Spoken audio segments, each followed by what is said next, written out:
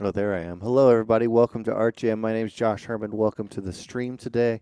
Hope you're all having a good week. Hope you're having a good Wednesday. Today we're going to be sculpting a head. We did this last week. We're going to be sculpting another head in ZBrush today using a scan or a base mesh, excuse me, from 3D Scan School. Using a base mesh from 3dscanstore.com. That's our base mesh. That way we can use their displacement maps and textures in future stuff. So that's what we're going to be doing today. Hope everybody is doing well. I'm going to jump into ZBrush real quick just so you can see what we're working with. This is what we're starting with. Before I continue, though, looking down below me right here, got to say thanks to our sponsor, Lenovo. Lenovo sponsors all these streams, so big shout out and thank you to them. They make amazing hardware, which I am currently working on as well. But they make great stuff. So I'm starting with, like I was saying, I'm starting with this base mesh. I'm actually sculpting a different head than I did last time. I have some inspiration over on the right, some headshots, which I will show you the actor. I'm not going to name the actor, but in case anybody happens to know who this is or can read. But this is the person I'll be using today as my sort of inspiration and reference. So we'll be moving forward with that. If you have any questions about while I'm working, anything I'm doing, or just general questions, as always, please feel free to ask. I like answering questions, and it helps quite a bit. If there's any issues with the sound, if I'm too loud, if the music is too loud, there's music that is playing. I don't know if anybody could hear it. Please let me know, and I will adjust and get it all set up. Anyways, hope everybody's doing well. Let's get going. All right. Oh, I just hid my reference.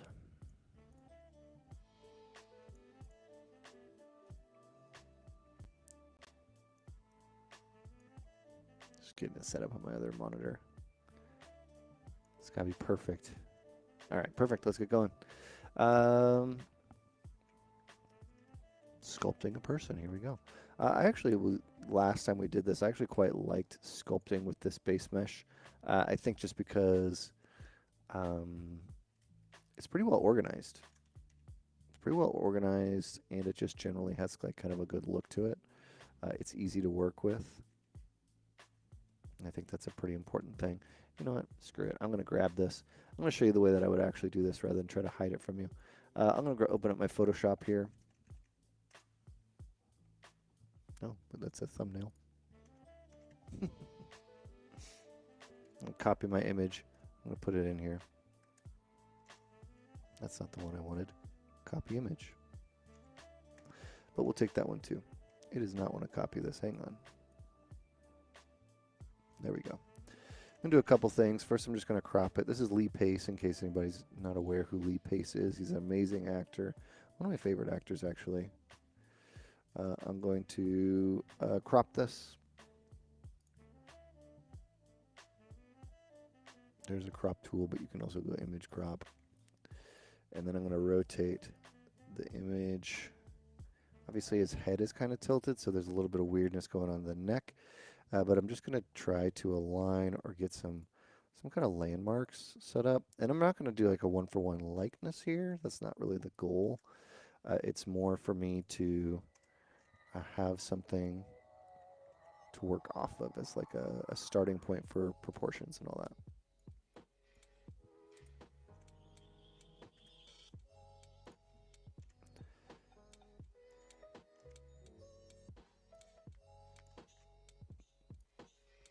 Perfect. This line I'll dial down and I'll start adjusting the actual image here. And this will just kind of help me know where all this is going.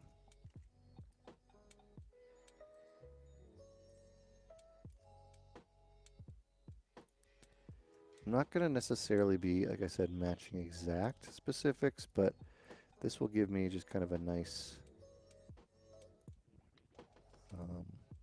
starting point.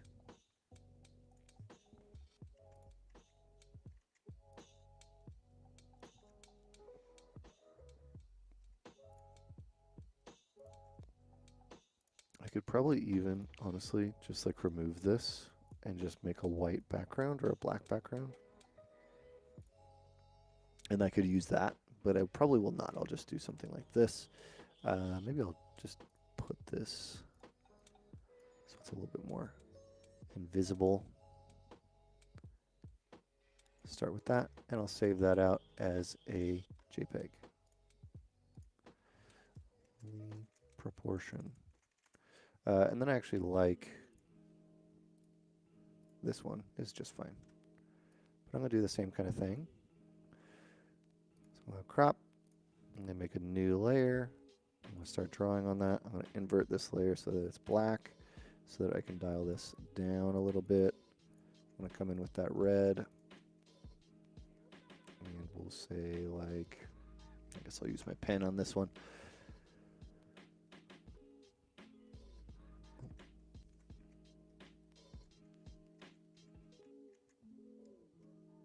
My pen is, or my thing is creating just like a really weird thing where it's not drawing all the way.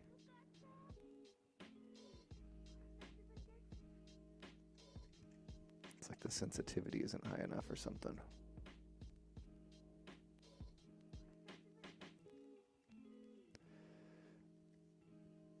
Kind of just gonna get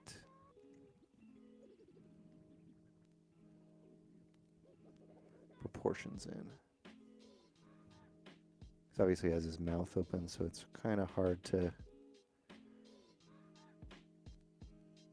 do that exactly, but we'll get close. This is actually a process that I do if I'm working on a piece of concept art, or from a piece of concept art, excuse me, to make a model. Very often I'll just sit and sketch on top of it just like I am here. And I find that what it does is it helps me understand what the underlying structures are.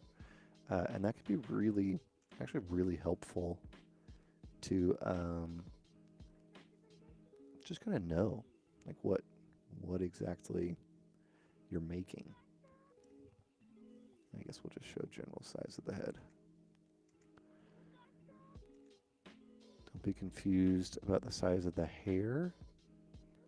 It's a pretty bad end over here. It's probably something like that.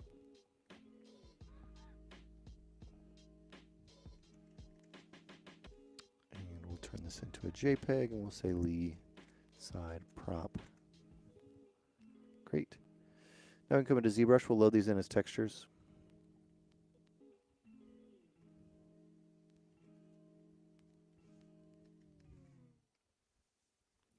Now these are in as textures. I can click on them and I can hit plus and add them to my spotlight. And we'll kind of scale them around.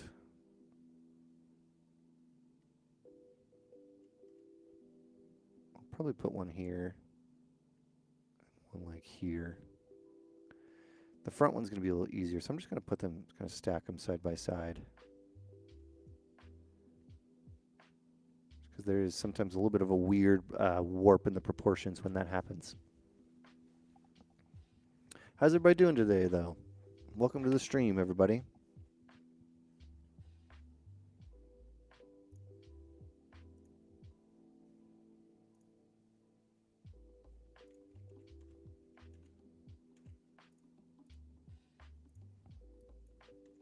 So now I can hit Shift Z. If I hit Shift Z, that will make it go away.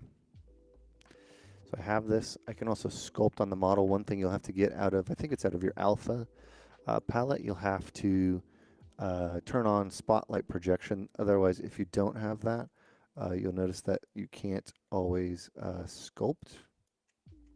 The move brush will work fine, but if you have this on, it'll create some, you'll see how it's actually trying to project the lines onto the model. So just a thing to note, you'll need that or want to adjust that. Khalil, hello. Ash, hello. Welcome to the stream. Hope you're all doing well. I'm going to hide this for now. Actually, I'll put it right here. Let's get this one out of the way. Let's get this one. Did all that work just to size it up, so hide it. That's okay.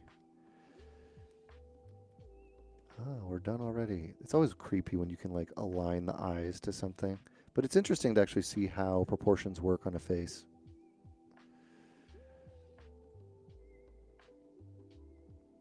Something I can do is I can go to document. There's a lot of ways to do this, but I like to use the ZAppLink properties. With this, you can store a view. So one of the views I'm going to store right now is a custom view. So if I hit custom right here and I move this to the other side, you'll notice if I hit custom again, it's going to snap back to that exact position. I don't want it to be in that spot, but it's a good demonstration. If I hit clear 2, I can clear that slot. And now what I'm going to do is I'm basically going to try to align this head. I'm using the eyes right now. I'm going to get awkwardly close to my screen so you won't be able to see me for a second, or at least not anything interesting. Trying to get the eyes to be somewhat in the right position, or at least figure out where I'm going to be starting from. Also the nose. So I'm going to start actually from here. I'm going to start from the bottom of the nose. And I'm going to hit custom 1. But I don't know if it's scaled up enough.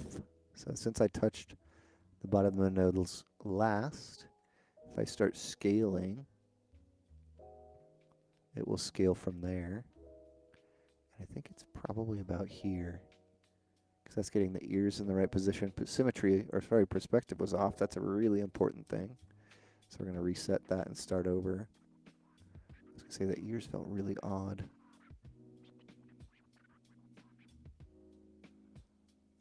And we're not going to get this perfect, and the goal isn't for it to be perfect, but at least it's a good starting point. All right, we've got that. Now what I can do is I'm just going to quickly mash the face, meaning I'm just going to grab it, I'm going to move it, and we'll start working. So I can take this. I'm going to take this, I think it's the opacity.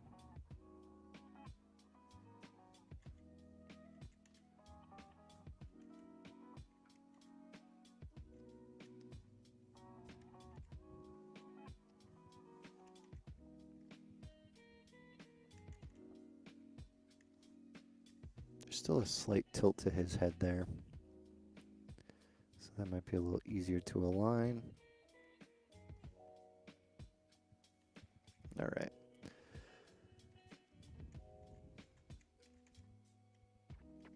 Grab some of this, and we're just going to start pulling. Large move brush. Just going to get some stuff in generally similar proportions.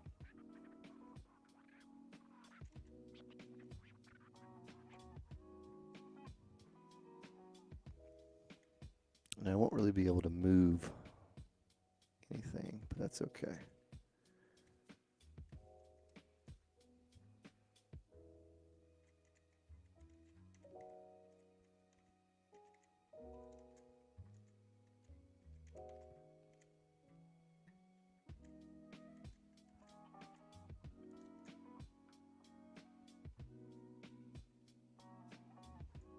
All right, let's bring this one over. We'll see how this goes. Move that out of the way. Scale it up. Move this somewhere in the middle. Can you adjust the opacity of the image reference to align it better? Yeah, you can. I'm just trying to see if I can get a quick, I'm going to go off the nose bridge or the bottom of the nose again.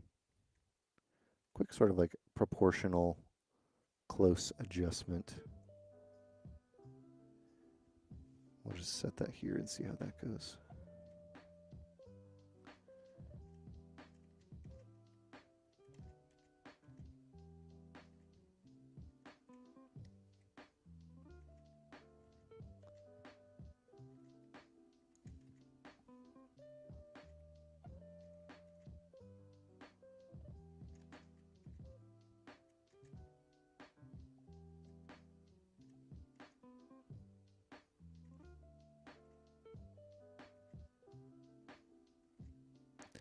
The eyes of this model are pretty off right now, though.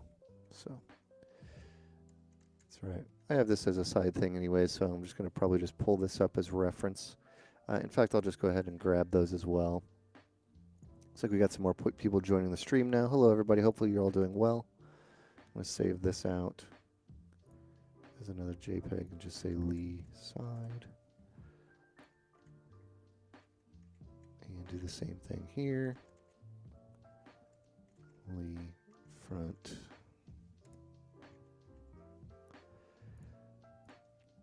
And then we're going to take this, and we're going to just, we'll just delete it for now. Still in the texture palette, so it's not like it's gone forever. It's just not on the spotlight. Open those, go into texture, add to spotlight, add to spotlight. And now I'll just kind of put these over here. I don't necessarily want them like full on front and center. I'm just going to be using them as something. Oh, there's some weird things going on with the hair. What is this? It's probably the background opacity. Or when I saved it, did it have some thing? Whatever. We'll hide it. We don't need it anyways. Just distracting. Hello, none of it. Hello. Hello and happy late New Year's. Happy late New Year's to you as well.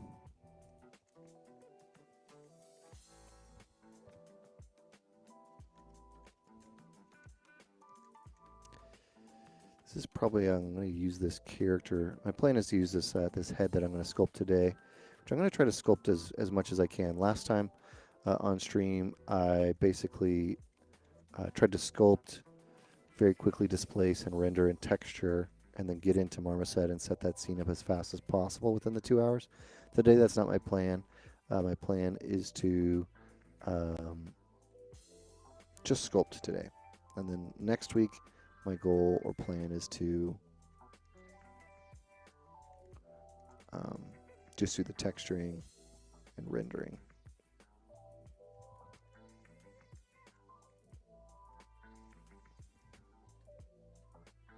Is there an autosave option in ZBrush in case of unexpected crashes? Yes, yes there is.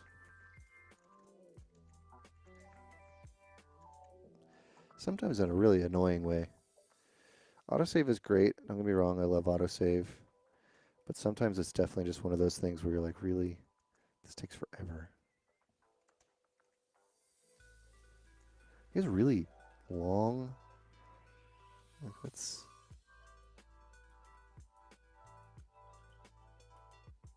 This is a very long part of his face. And it's also interesting because, like...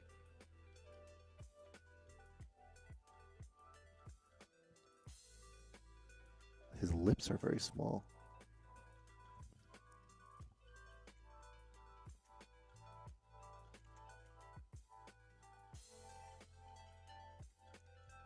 He's also seemingly pursing his lips there too, right?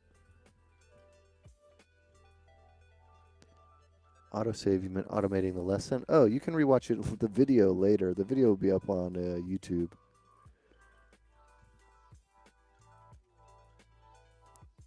After it's over.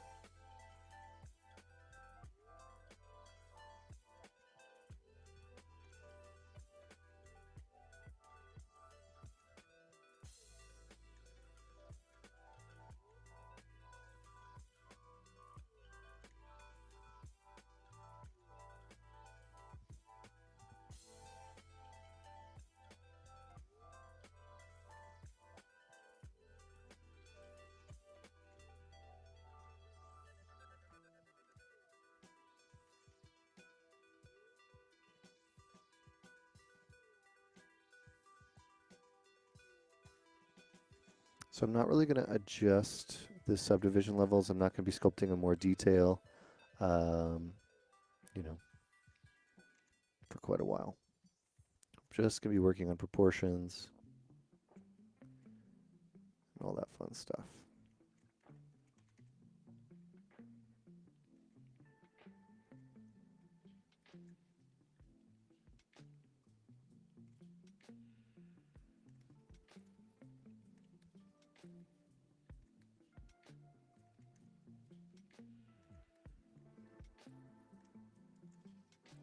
I'll try to just make a poly group out of this really quick.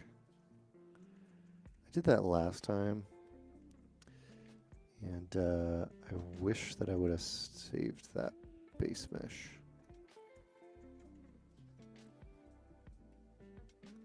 Because last time I remember I was struggling with these ears. That's the one complaint I have about this base mesh is the ears by default don't look great. Like how they actually go into the head.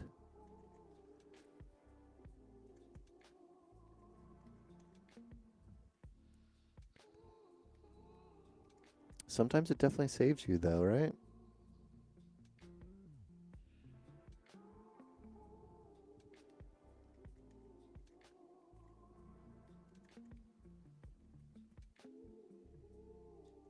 Autosave, that is.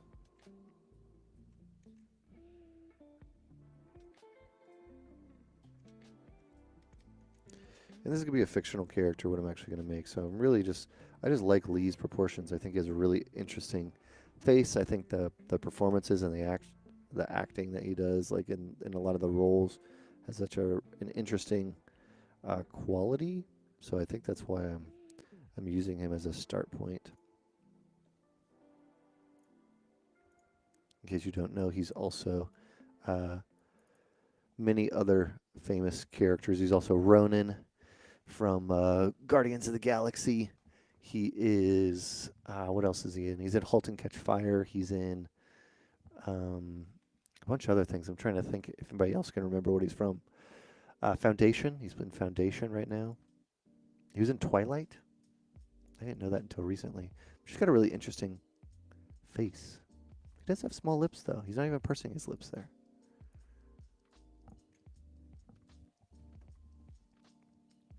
The Fall. I think he's in The Fall.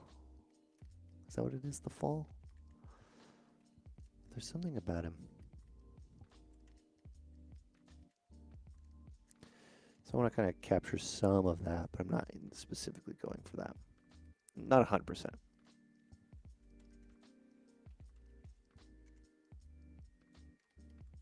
Maybe can I just get this image in there? Open image in new tab. Texture, import. What's this elf's name again? I can't remember the elf name. So anybody remember who this is? What this character's name is? I know he's like the king. Isn't he like Legolas's father?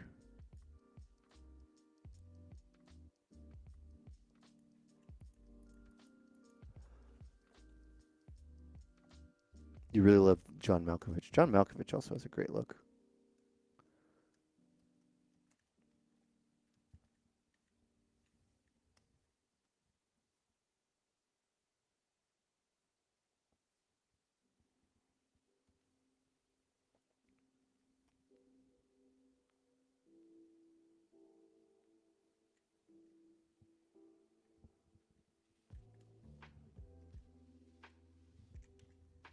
I'm gonna get some. Wondering if I should get eyeballs in here. Maybe not just yet. Let's see how far we are from the space mesh. Pretty decently far, not crazy far, but you see that it's obviously moved.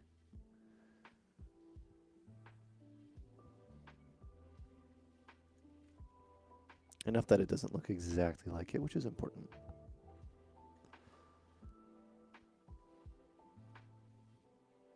I'm getting some weird lag right now. Hang on, everybody. That's not Legolas, though. This is a different character. Definitely not Legolas. Legolas is played by Orlando Bloom.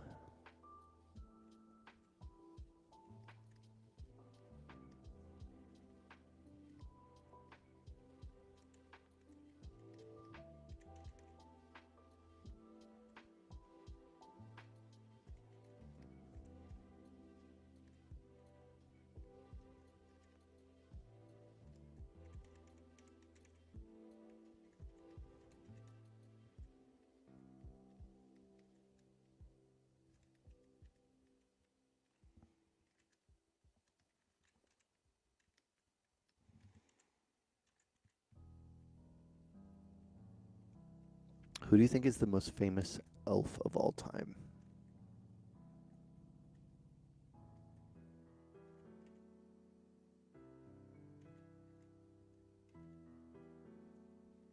That might be Legolas.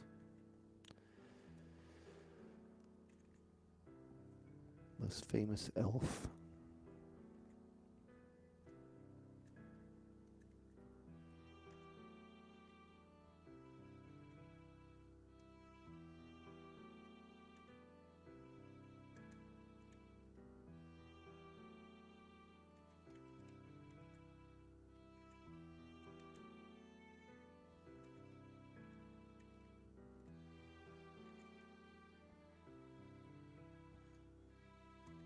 Drizzt.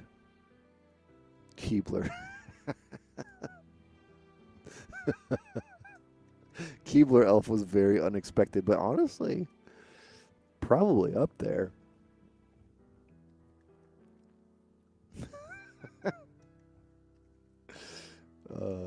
Yeah, that one got me good. Nicely done. Nicely done, Ian. I was expecting maybe like Elf on the Shelf. Keebler. This elf is Thandril. That's right. Thrandril.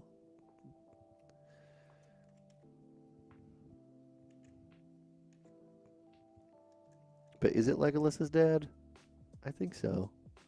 I'm not as in tune with the Lord of the Rings trivia, but I feel like in The Hobbit they kind of showed that, even though Legolas wasn't in the Hobbit book, from what I recall. And I definitely don't think that The Hobbit needed to be 3 movies. I'll say it.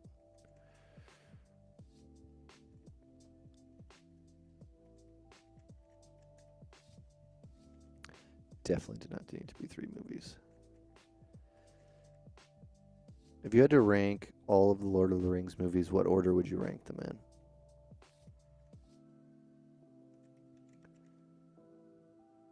I think Two Towers is going to be up there. I mean, for me, it's probably all of the other ones. Not the other ones, the non-Hobbit ones, the Lord of the Rings. And then it's going to go Hobbit, probably. I'm just going to rotate these eyes just a little bit. Even though he does kind of have a lazier thing to his eyes. He often looks like he's squinting. At this point, we're going to get some eyeballs in here. Now, in the meshes that they provide, they had some texture. They had some that were already textured. So I'm going to see if I can grab that really quick. Let's load up a tool. Desktop. That's not it. It's probably going to be an ArtJam. Nope. That would be too smart. What did I call this head? These are all my ArtJam sculpts that I've kept. I haven't kept all of them. Oh god, it's gone. Scan store head. Oh. No one does stream nowadays. We do stream nowadays. We've been streaming for a couple years. About almost 2 years exactly now.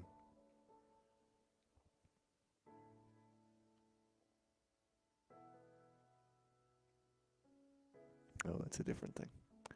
All right, that's fine. I'll get other eyeballs later. I'm going to append a sphere.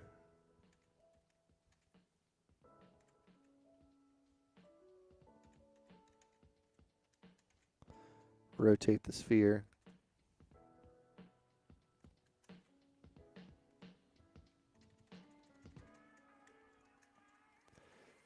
We stream every Tuesday, two streams on Tuesdays, one on Wednesday. We have an upcoming new stream that'll be on Fridays. That's a pretty cool one. We will be doing some events as well. We stream our events on Thursdays often, not every Thursday, but we'll have streams on Thursdays. And then we do an occasional stream on Fridays every now and then. It's more of an informational stream, though. But yeah, a lot of streaming.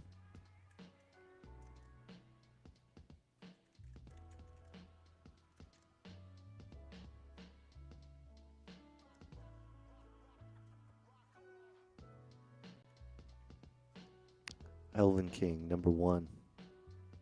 Do you guys still do new tutorial videos? You used to learn off our site 15 years ago, trying to get back in as a hobby now. Andy Weir's asking from Twitch. We do, but you're actually thinking of the Gnomon Workshop. So that's our sister company, the Gnomon Workshop. Not the same company as the school, but the Gnomon Workshop is still definitely around. They have a subscription-based model, so check out the Gnomon Workshop, I think.com. And yeah, you can find all kinds of cool tutorials there. I think they release a tutorial every week or every other week.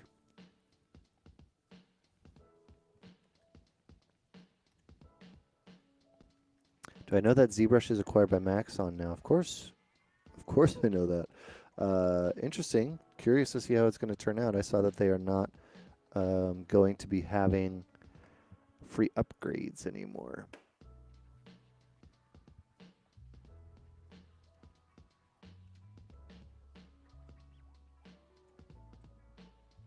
My pressure sensitivity appears to have died, so I'm trying to figure that out.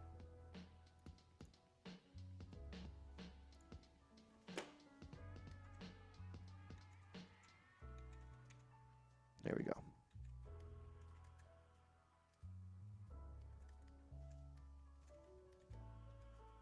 Who acquired ZBrush? Maxon. Maxon is the same company that makes 3ds Max. They also do a lot of stuff in After Effects. Red Giant is part of Maxon.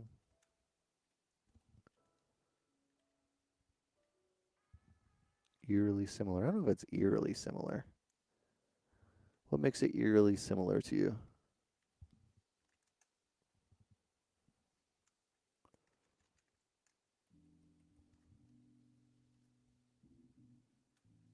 Oh no, that can't be good. Most people are pretty skeptical about it. Almost every single person I've talked to is like, I don't know. I get it though.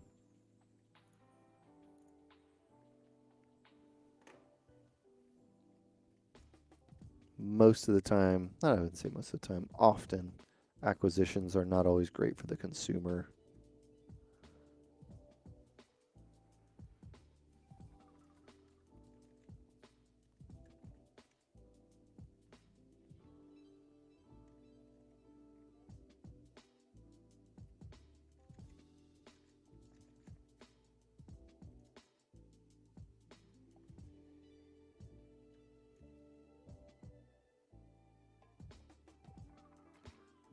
Yeah, Maxon does.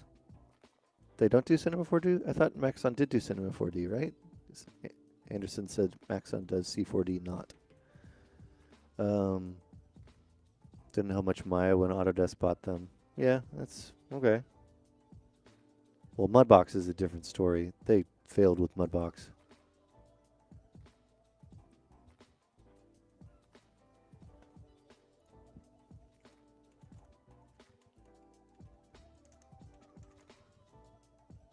Yeah, Maxon's owned by Cinema. Or Cinema's owned by Maxon. Let's see what else they make. Products. Maxon, Cinema 4D Redshift, Forger. Oh, that's like the sculpting app. I think this is the sculpting app that's on a tablet. So this would make sense. I've never played with this, but Forger seems pretty cool. I don't know if anybody in the chat's ever played with Forger.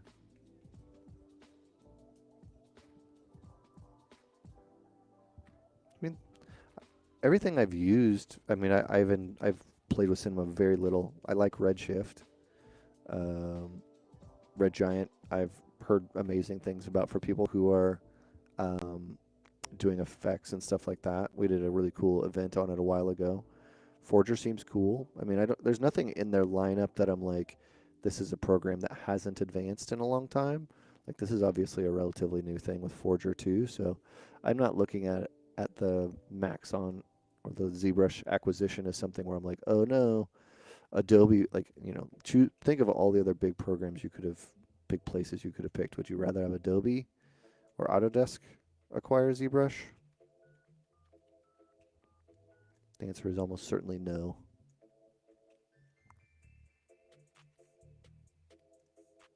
All right, I can hide all this stuff now.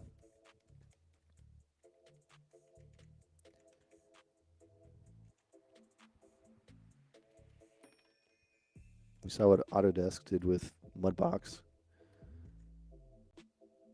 ZBrush, or Pixelogic completely destroyed them as innovated way beyond they were capable than Autodesk was capable of.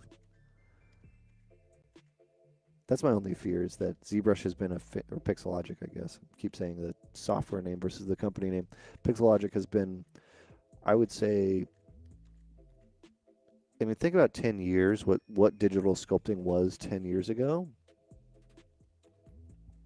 It's Pixelogic has arguably been the most innovative or one of the most innovative software companies in their space. Like, it's a niche thing that they do, obviously, modeling and sculpting and texturing and other things that they also incorporate with, but the techniques, and not even just techniques, they completely created new ways of working.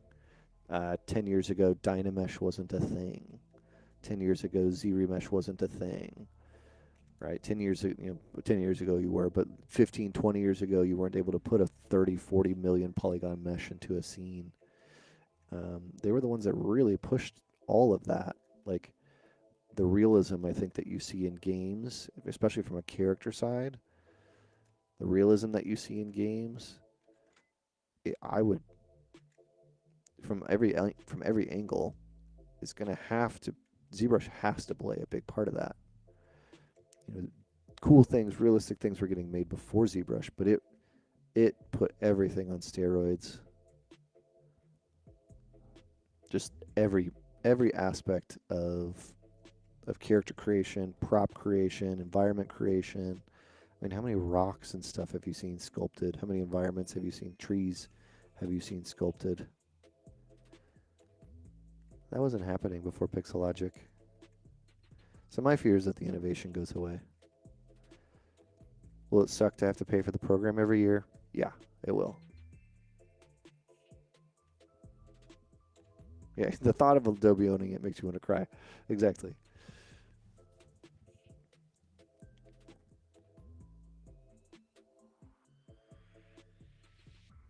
You think that they stalled with Dynamesh and ZRemesh, but what about the Z Modeler?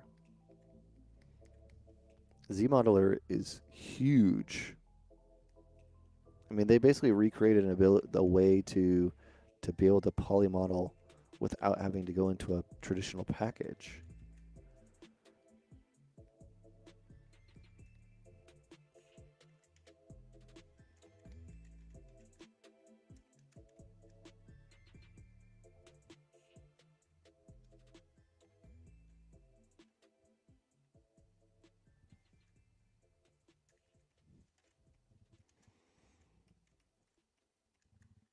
All right, this is actually more of a likeness than I was expecting it to be, which is fine. It will certainly not stay that way because I think I want to morph this into something slightly different. But we'll get some anatomy in here.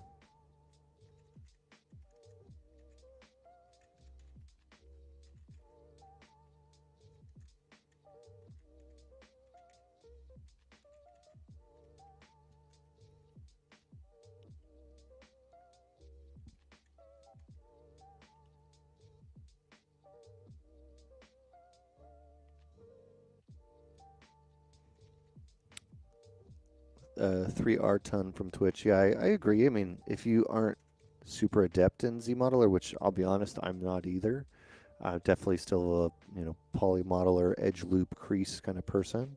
Like, if I want to have precise control, that's kind of where I've always gone with my modeling.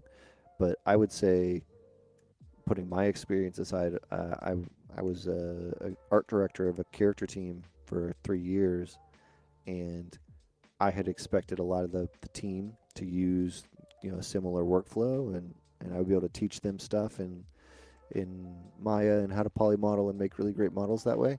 And I came into the team and they were amazing at Z Modeler, amazing at Z Modeler, amazing at making high res models entirely in ZBrush, hard surface stuff too, not just the classic organic stuff. And they were so good that I was like, there's no way we're ever going back to using just Maya. Like there's no reason for anybody on that team to polymodel in Maya. So I think ZModeler was and is huge. And they all, don't get me wrong, there's a lot of stuff in ZBrush that has not succeeded, but that's part of innovation. Sometimes you're going to do something that's really going to work, and sometimes it's really going to fail. But that's okay. Like, let's think of some things. I bet you can find some very quickly. They don't really delete them from the program. ZAppLink isn't used anymore, but it was amazing when it came out. I'm trying to think of like if I rebooted the program, like they used to be able to paint on a plane. That nobody really uses that anymore. I think there's just some things that aren't really used anymore, but it's always been a super innovative program.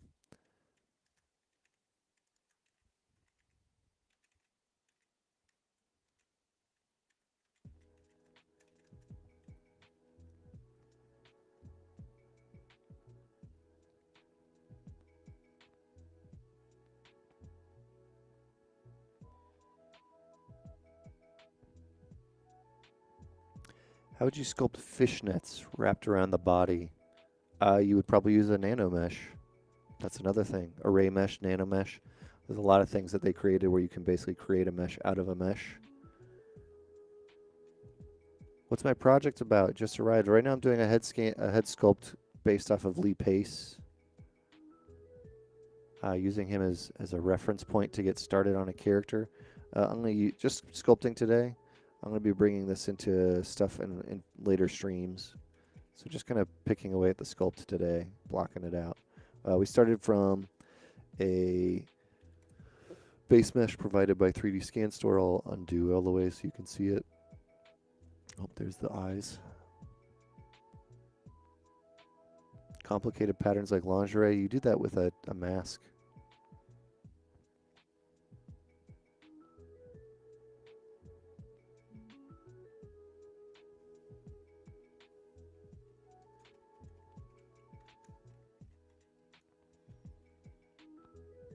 Just kind of picking away at this one today. Moving kind of slow.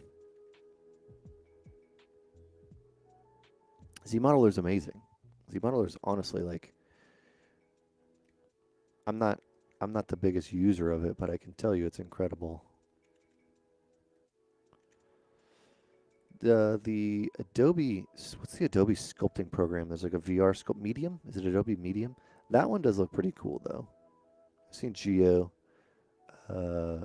posting some videos about making, it seems like it's almost like a Boolean modeler. Live Boolean, that's another thing. Live Boolean is an amazing feature for making hard surface stuff.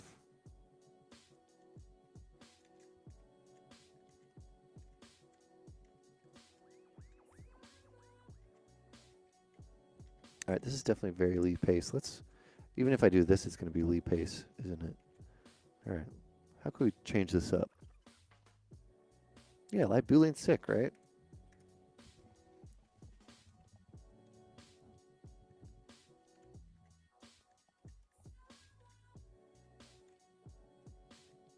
I mean, they introduced it like what, 6 months ago, but they introduced dynamics. If you would have told me 4 years ago that ZBrush was going to try to compete even in a light way with Marmoset Toolbag, or not, sorry, Marvelous Designer, and bring in a dynamic and simulation element to their software, I would say you're insane.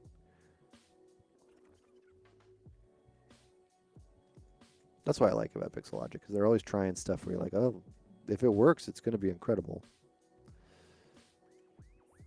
They always had potential to make like a game-changing update.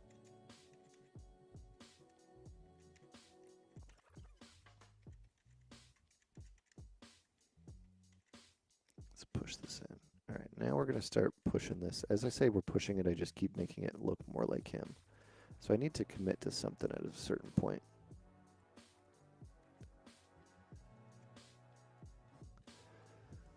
Do you ever catch yourself noodling on sculpting details to the point where progress kind of stalls? Do you have advice for breaking out of ruts like that? That's a really excellent question. And the answer is yes, actually, all the time.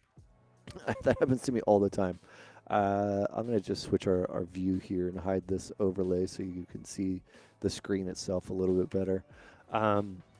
Yes, I run into points where I stall all the time. Often, my work process is that I probably don't get more than 3 hours at a time of productive work. Meaning, if I'm working, now that's obviously hard, right? Because the average work day is 8 hours. So how do you make 8 hours of productive work if you're having good 3 hour long stretches? What I tend to do is after about 3 hours, I will take a break. So I'll get up, I'll walk around, or I'll work on another project. Often I like to have 2 projects at one time. Um, so I'll have like this head, for example, and another head, and I'll go work on the other project. For me, a lot of the time it happens because um, your eyes just get tired of looking at the same thing, I think. Um, and I think that that's very normal. It is very normal for your eyes to just get tired of looking at something.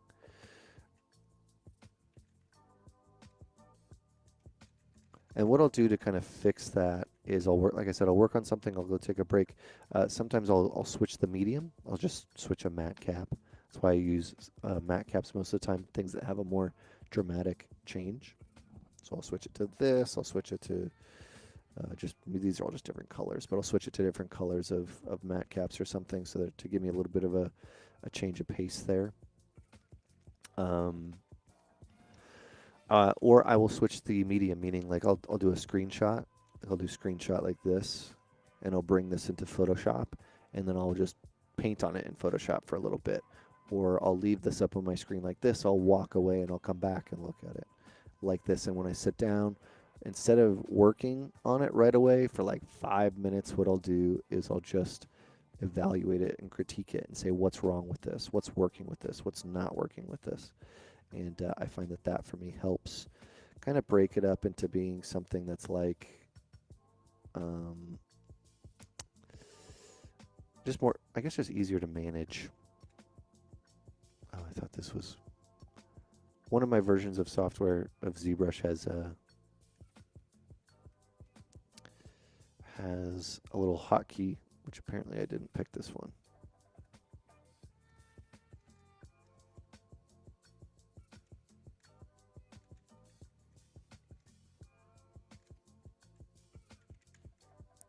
Just gonna make a quick poly group for this.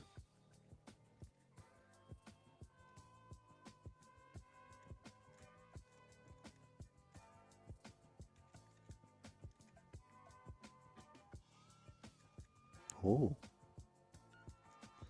What have, oh, I moved something.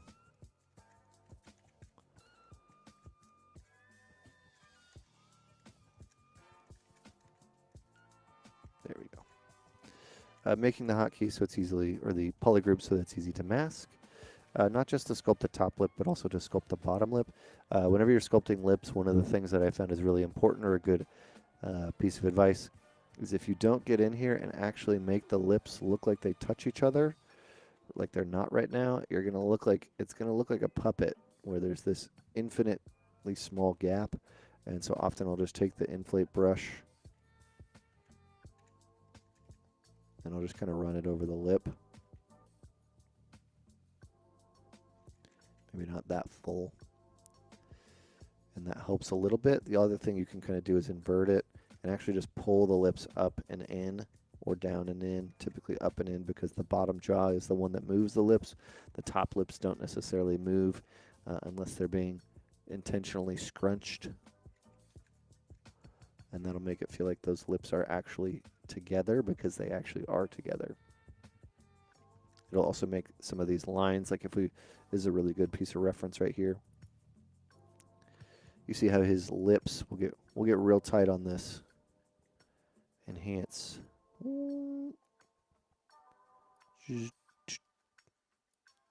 See how it doesn't actually go to the corner of his mouth? Like the actual, red part of his lip doesn't go to the corner of his mouth, and this part doesn't either. So that means as I'm seeing this, there's a form that goes up and into the crevasse, to this area here. It doesn't go to the corner. So like what I have right now, this harsh line that I'm using to define the lip shouldn't actually go to the corner of the mouth. It should typically go here. So that's a thing we can kind of adjust. Or what I could do, the other alternative for my sculpt, is I soften this line.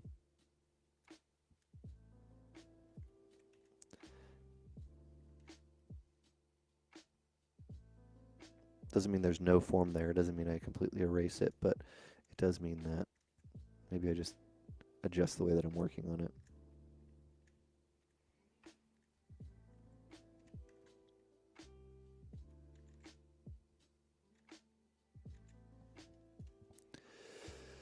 Yeah, there's always this debate. I'm seeing some of the comments in the chat about Blender versus ZBrush. Can you sculpt in Blender? Can you sculpt a character in Blender? I think there's loads of things you can do in Blender that are amazing. ZBrush is, frankly, a better sculpting package. I don't think there shouldn't be many people who will debate you on that. Just because you can do something in ZBrush or in Blender doesn't mean that it's better than what ZBrush can do as a sculpting package. But Blender's a DCC. It's a full app. ZBrush is not. And it doesn't pretend to be either. You know, they did some animation and some camera work and stuff like that, but it's not a real 3D package in the way that other programs are. So I wouldn't I try not to engage in that debate too much just because they're very different. I do think Blender's the best DCC out there right now. Another thing that, why is Blender getting so much innovation? Yes. Or why is it getting so much notoriety? Yes, it's free. That's a big thing, right? But it's also getting probably the most innovation, partially because it's free. It's also a nonprofit. So other studios, other places can donate to it, and they get a tax credit or tax reduction by helping the industry. So they're getting, there's no harm in it. But it has a lot of really great features, for sure. All right, let's get into this a little bit further.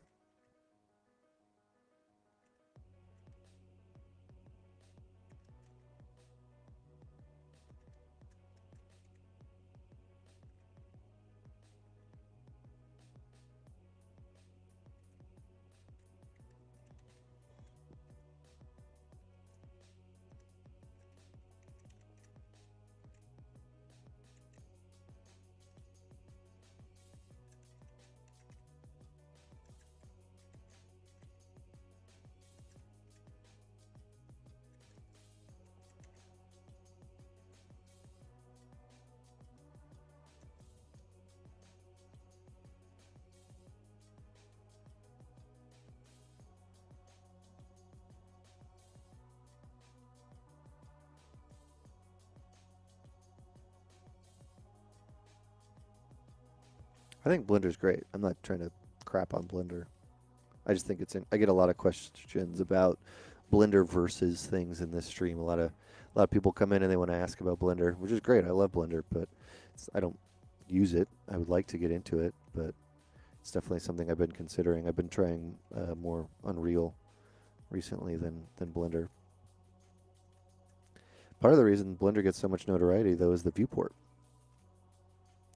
The viewport in Blender is fantastic. The viewport in Maya is shit. There's no real way to say that any other way.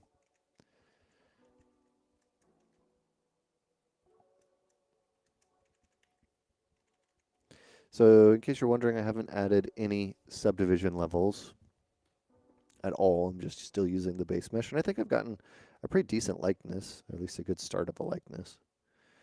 If it was far enough away, or I was putting this in concept art, I wouldn't feel bad about where I got. It's just nice, being able to have a base mesh that's well organized, that's easy to sculpt on. You know, we're only about 40, 50 minutes into the stream, 55 minutes into the stream. I think that's something workable. Now I got to change it into something else because I don't necessarily, I didn't want to do just this. I want to try to push it a little bit. So what could we do? Could pull a Voldemort. Lee Pace as Voldemort.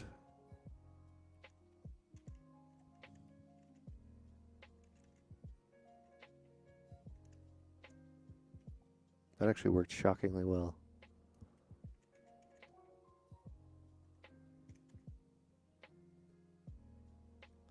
Just finished a Harry Potter movie marathon last night.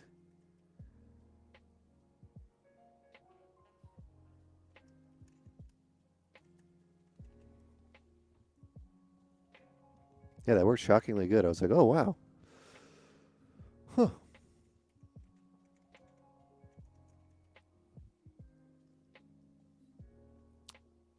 Maya's UI is very sterile. Yeah, I mean, it's...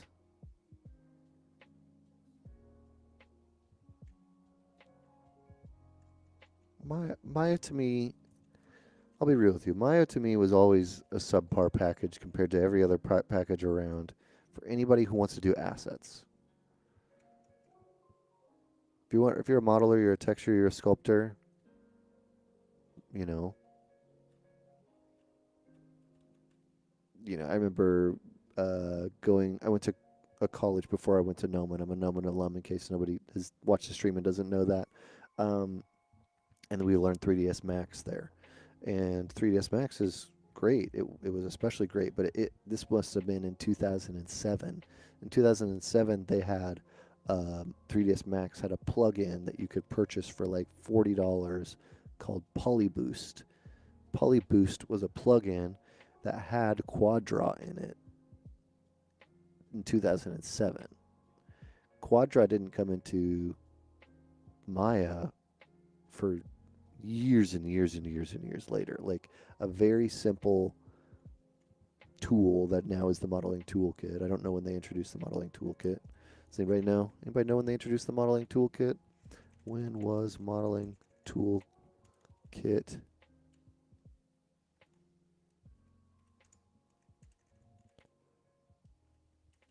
Intro Maya.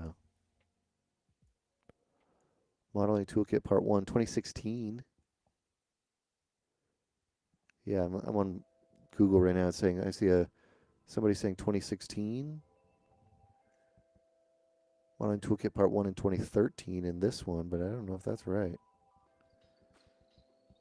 Either way, 2007 to 2013, even if it was 2013, you're talking 6 years. It took you 6 years to add a very simple tool that another competing package had as a plugin? That's a joke. That's awful. Maya's in there. Maya's the big dog as far as all the stuff and everything because it's all about pipeline and tools and animation and rendering really large scenes and being open to using other types of renderers and stuff like that. That's why it's there. It's not because it's the best package. It's because studios have sunk millions, probably at this point billions of dollars in investment in tools and pipeline tools. That's why. We all know, everybody in this stream probably knows that Blender's a better package. That's why you see pros, whether they're concept art or anybody. That's why they're all using Blender. It's not because it has a great viewport only. It's because everything else about it's better.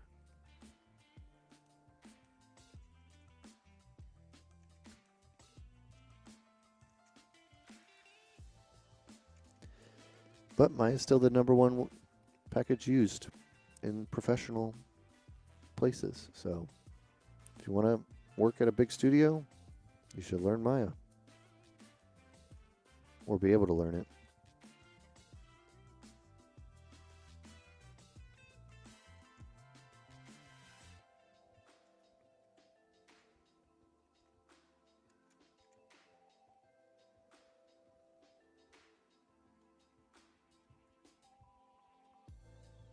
Yeah, animation-wise, Maya is still pretty far ahead.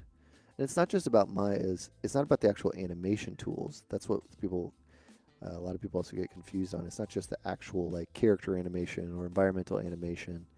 It is the ability to pull in huge scenes of referenced, instanced animations. Like think of like an end scene, the end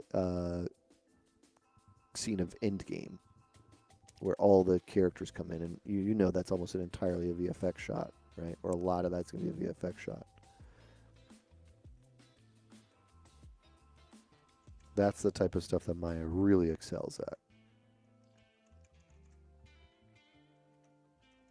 And that's where there's not necessarily another package that's going to take away from that anytime super soon.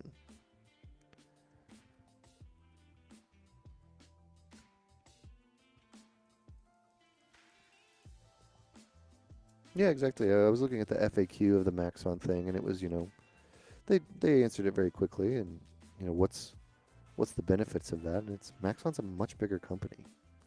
I think Pixelogic probably wasn't more than 50 people. That probably includes, customer support and and sales and marketing. I mean, Paul Gabriel, who's amazing. I love Paul, but he's one of their, chief guys there, and he's also somebody doing streams. So it's not like they have a dedicated streamer or something like that, right? It's not a huge company. Well, wasn't a huge company. Single tier. All right. I need some help, chat. How can I push this? I want to make this not as human. I don't want to just delete the nose like I just did, even though that obviously worked. It's just very, very Voldemort. So we need to change this into something else. I've been thinking about tying this into somebody that's like, I don't know, angry? Kind of like that. That was part of what I liked about Lee. That's why I chose him in the first place, was sort of this like sternness. So maybe we'll get away from this pose, this face, this expression, and we'll that'll be the starting point for that. Big ears. Big ears is a good start.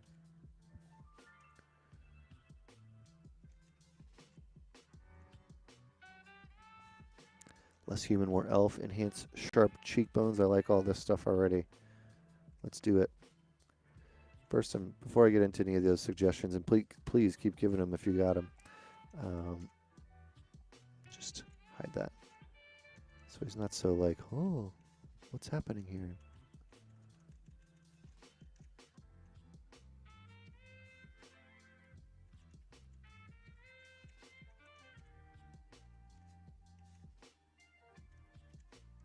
I am going to add a subdivision level.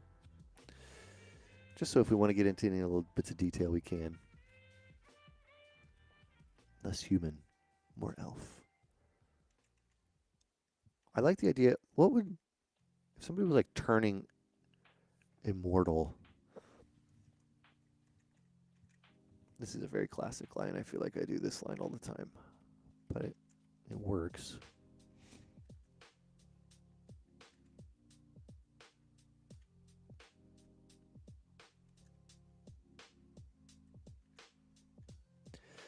Sometimes if I'm looking for a design, I will just make lines.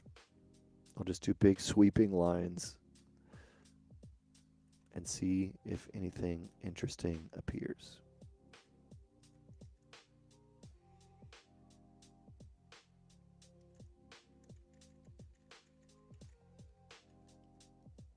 Can we have your shader?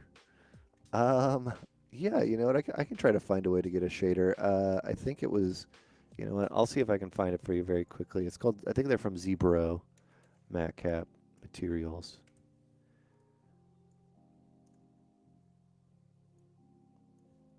I don't know if these are the exact ones, but ZBrush has a Gumroad and these are all free.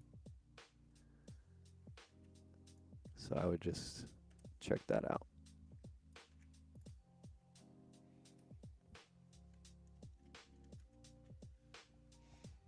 All right, what he said. Bigger ears, gaunt cheeks, enhanced sharp cheekbones. Tribal-esque scarring. That's interesting. All right, let's just push the cheekbones. We're gonna push it till it breaks. Sometimes you're a little safe and you're just like, oh, that looks good. That looks good. We're gonna really just go for it. So let's see how far we can push this. Still kind of working. Starting to break. Let's do a pull. Just pull it. Nope. Breaking. Breaking. Kind of working. Down here was still kind of working.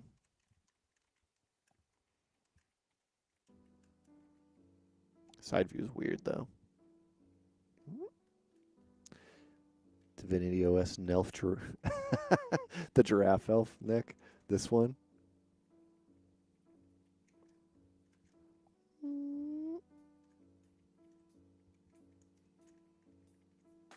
I always thought that was a little weird, the Divinity elves.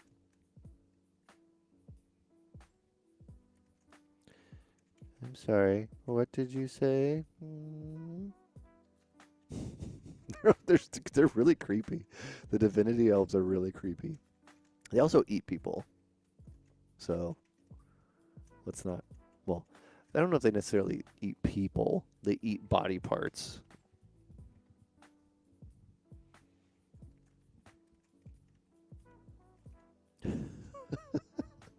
We'll give him a slightly longer neck though, and I think we were doing something like this. I like this part of his body, so I want to keep like this element. Maybe we'll run with something that kind of goes off this. Usually there's like a little supporting thing that kind of makes this little triangle shape here. We'll run with that. Star Trek bones, yeah, do this kind of thing, right? I need to find like a graphic shape that I'm not quite sure what it is yet. Essentially, we're going to make a Lee Pace prosthetic today.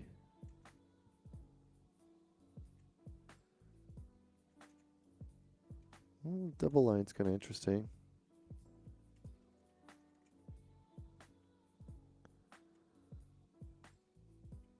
You know who I really liked? It was like a cool design, but it was definitely human, elf, but not elf.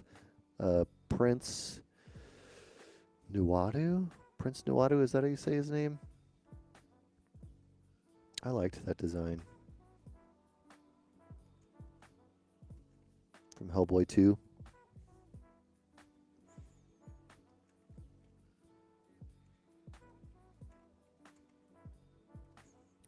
You're saying ZBrush takes you back. Yeah, I was going to sometimes think about like all the old forums, whether it's ZBrush, the Z Central, ZBrush Central. That was obviously a big one. It's still pretty big. It's not as big as it used to be.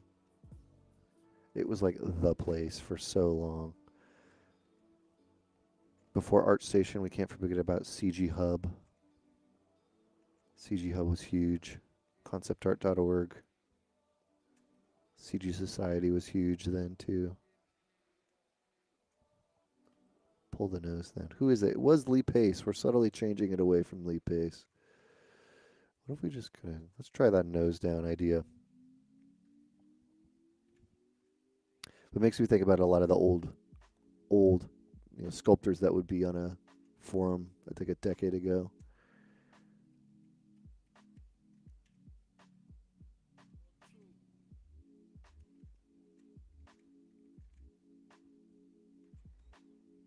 Remember, Colby Jukes used to be super active. I love Colby. He has amazing work.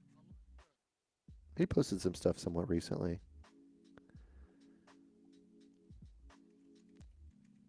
One of my favorites, though, there was a forum. Let's try up. Down is looking weird. I mean, I could do like this down. It's a very Squidward look.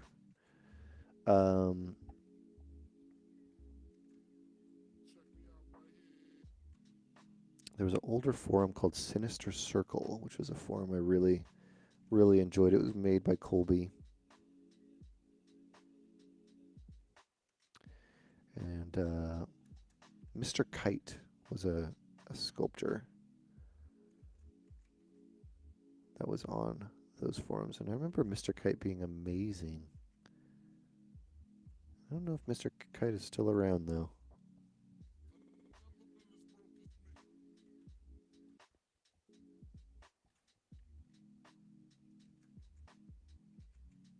I'm trying to... Too far, you twist the eyes too far, and it just gets like this kind of vibe. Which I get it. That works. It works. But it's not exactly what I want.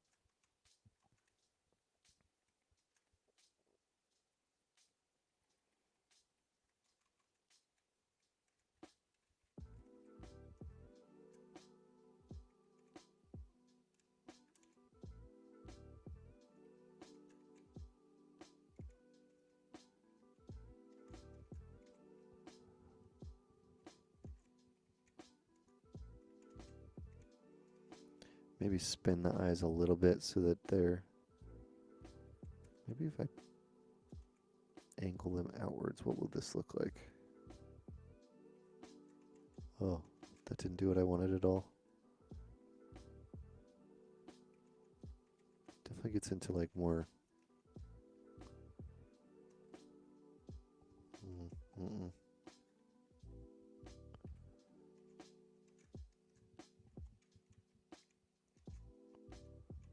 Kind of like maybe somewhere in between.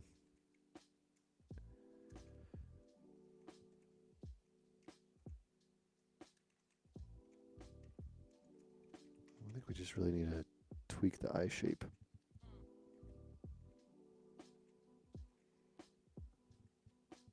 It's weird how big of an effect random YouTube recommendations can have on the direction of your life. Is that a ZBrush one for you?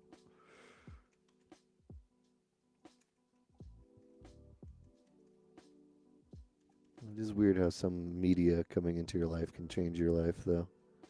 That's how I found Gnomon. Well, not entirely. That's how I found CG. That's how I found doing art as a career. When I was from Colorado, from the Midwest, and I was watching a late night infomercial. I did not know about art as a career, as a job, and there was one really crappy commercial that was like, "Do you want to tighten up the graphics on these games? Do you want to do art as a? Do you want to work on games?" And I was like, "Yes." It was like two dudes sitting at a at a where was it? Like a couch. Let's see if we can find it. Westwood College commercial 2008? No, Westwood. There it is.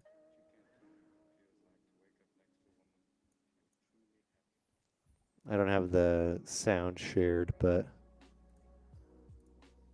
this was what got me. If anybody's ever seen this. Hurry up, boss is coming in. Dude. Finish testing that game. I've got another one designed. This. I don't know if you've ever seen that. It's from Westwood College. They eventually were shut down by the government for being a predatory for-profit school. But, you know.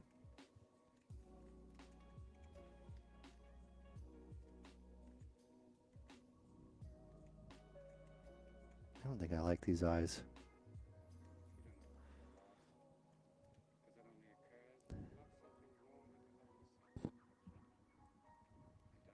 Yeah, I pull a person out of a ball. That's still always an impressive thing, though.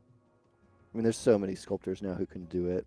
A lot. Most people who learn to sculpt, especially if they have traditional sculpting skills, can like sculpt something from a ball. But I still remember, like, it would just be like,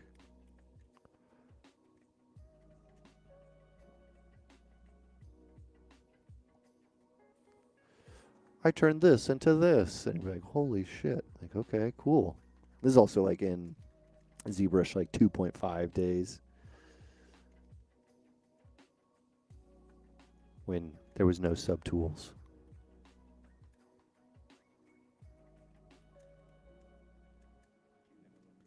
I feel like I kind of got into like Asian bad guy kung fu film territory on accident with that eye twist and like some of this stuff. Maybe a little not the direction I wanted. Like a sadness. Power hungry and sad. I feel like that's a good motivation for most villains. Let's make a villain. I'm leaning into Nuadu. Yeah, definitely Nuadu. I love Nuadu. He's great.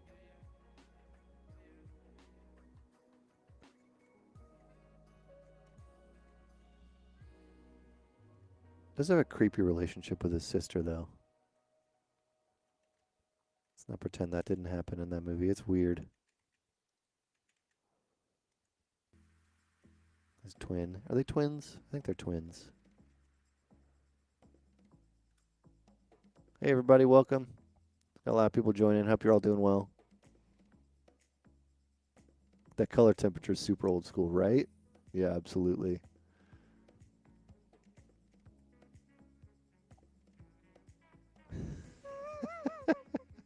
It's just, and sometimes I look back at this commercial and I'm like, this was what got me into art. This commercial, these dudes pretending to play a video game, just mashing this controller. I don't know how, but it did it.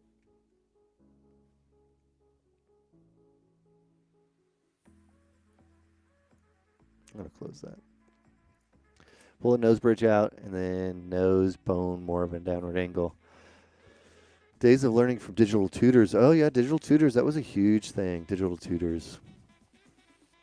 What controller is that? I don't even know. I remember looking at it later. I don't think it's a... It looks like a gray painted Mad Catz N64 controller, maybe? Or like an original Xbox, like the original huge Xbox controllers with the like where you it was almost impossible to hold them with one hand. Armando, what's up, man? Work meetings took forever, and welcome. We're just sculpting ahead and talking about getting into art. I see, like from this angle, I don't really like it. From here, I'm like, this is fine. I'm getting into it. I don't like this. I don't really like this. I think it's this angle here on the corner is really unrealistic. Not necessarily unrealistic, but it's just like it feels off. It feels kind of broken almost. Yes, exactly. We need a gamepad for the commercial, but it can't be a real gamepad because of trademarks. You have 2 days. And they're like, all right, I'm going to take the top half of this Xbox controller and mash it onto this and put a bunch of little things on there. That is exactly what happened. Hey, but the kids loved it. I remember there was no mascot for the school. So they had a contest, like school-wide contest. There was many branches of the school, not just the one in Colorado. There was two branches in Denver. But we tried to be the graphics tighteners.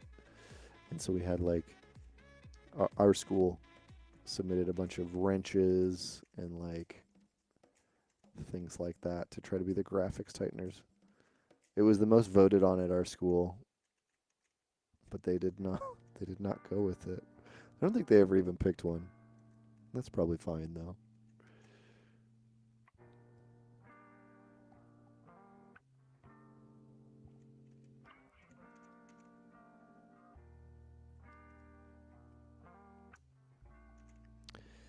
There is something about losing the nose, or removing some of the nose.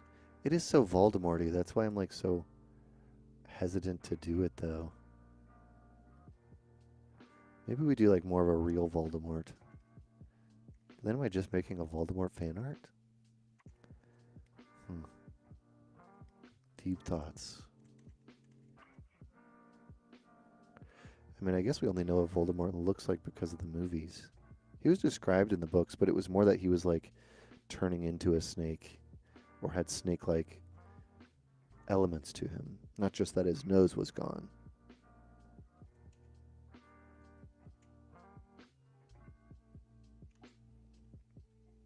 She's not following me.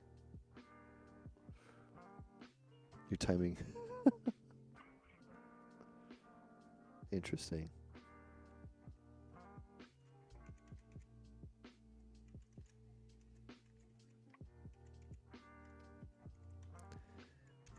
Let's try to bring... What happens if we bring this up?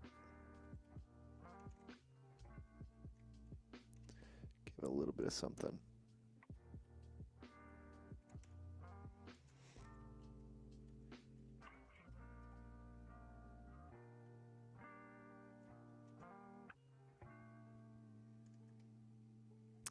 Probably in about 10, 15 minutes, I'll throw a displacement map on here and we'll see how it's starting to look. The overall forms I'm starting to like. Maybe we'll do like a wider. We can look at a snake real quick. What are some other very predatory animals? Like, or traditionally, spiders obviously like one. Right? If you think of like an evil character, there's bats, spiders, snakes. What else?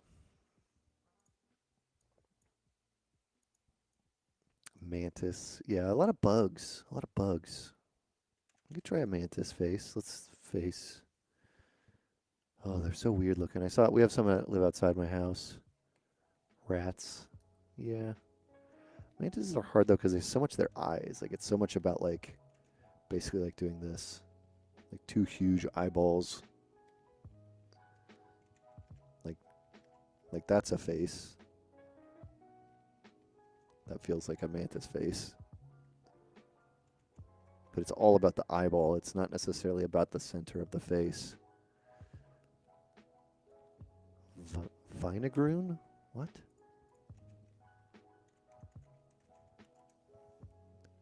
Oh yeah, those are... Yeah, there's a lot of bugs. People are freaked out about bugs. Scorpions, also super nasty. Absolutely. I was going to look at a snake. That's right. Snake, face. See, now this is kind of interesting. Snakes also have like the eyes on the sides of their heads. Sort of. See, this is very like snake face.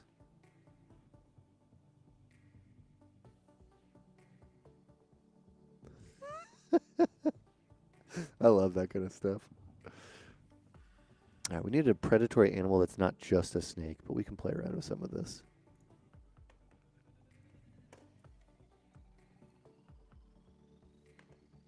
And maybe we like adjust that chin. Right now the chin and the ears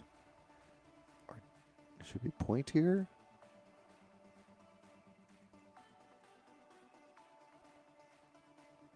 This feels like Legend, sort of.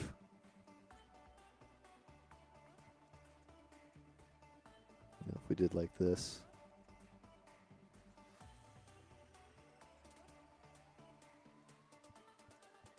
This is like very classic tiefling or devil. The Snake King guy from Conan. You're talking about oh, Snake King guy. What is his name? James Earl Jones's character's name. Is that who you're talking about? I'll do something Adun, something. I want to say Tharzadun, but I don't think that's correct. Sharks can complement snake forms. That's a good call, H the Bald.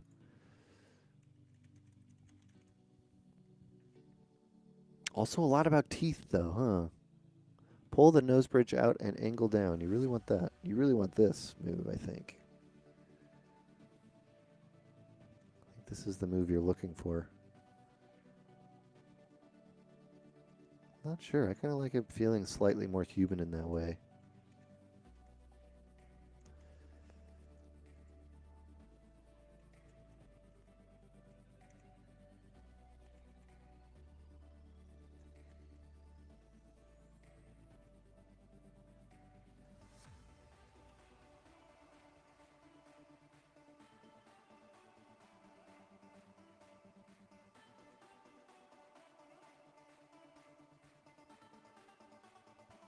Sharks are just all about their nose. Nose, little black beady eyeballs. The eyes are so creepy. I didn't used to think they were creepy, but they're definitely creepy now. This eyeball, we'll put that in there. MRGB, color, fill. Go back to our other one. Boom.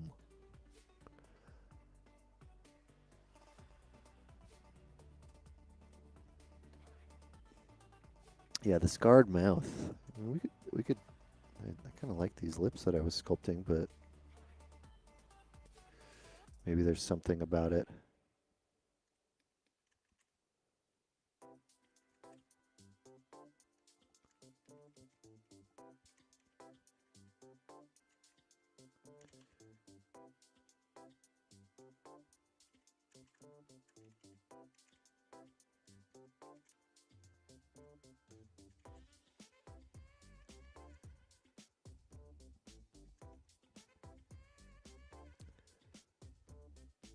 Put the music on his face.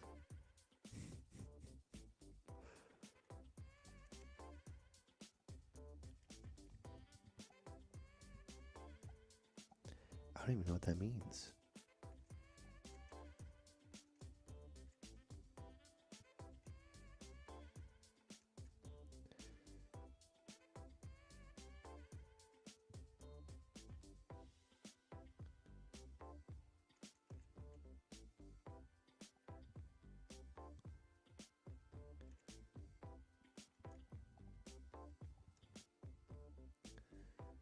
Handsome devil. Yeah, you gotta have a charm to a devil.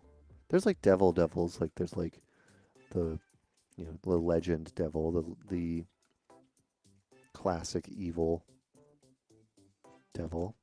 But then there's like the Lucifer devil, who's just like super charming. I think the devil, if he were to be personified, would be super charming. If they were, I don't know if the devil's actually a man. Nobody does.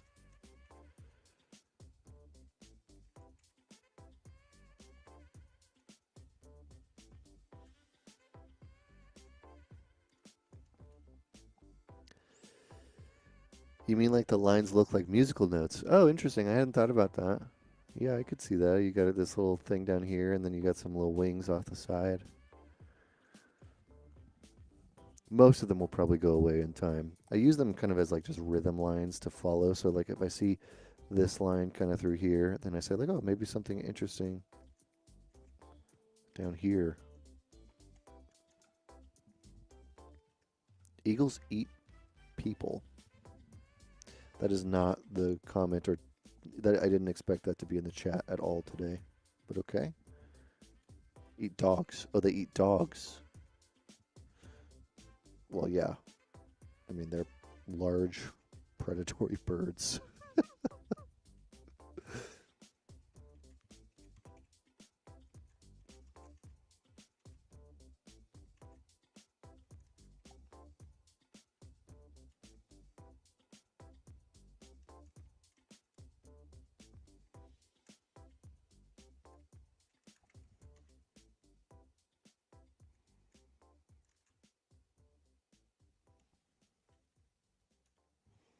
Dripping hungry teeth exposed. Does this have teeth?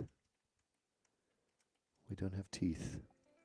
We can get some teeth, but I don't know if we're going to put those big ol' chompers in there. What if we did the old split mouth? Ooh. You guys remember Blade 2? Somebody's got to remember Blade 2. What were those creatures called? They had this thing, though. Like almost like this. What were those called?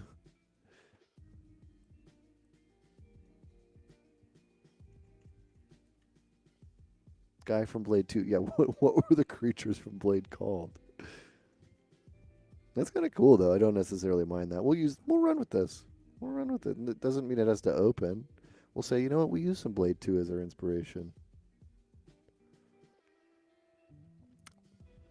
I think that's I think that's the same actor as Prince Nuadu, by the way. The main, I don't actually know if this is true, but I think the main guy that plays the main creature, who I can't, nobody can seem to remember, is the same actor as Prince Nuadu. And I think, isn't Blade 2 a Del Toro movie? Which would make sense. I think so.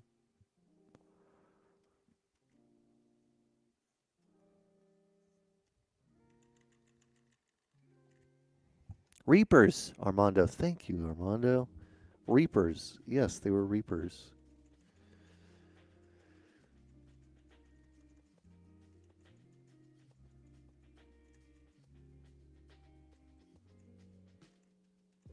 I'm gonna fix the top lip. I don't like the top lip. Blade was a cool franchise. I'm excited to see what the MCU version of Blade is like. I hope he's super badass. He better be. He'll have to be. People will like riot if he's not.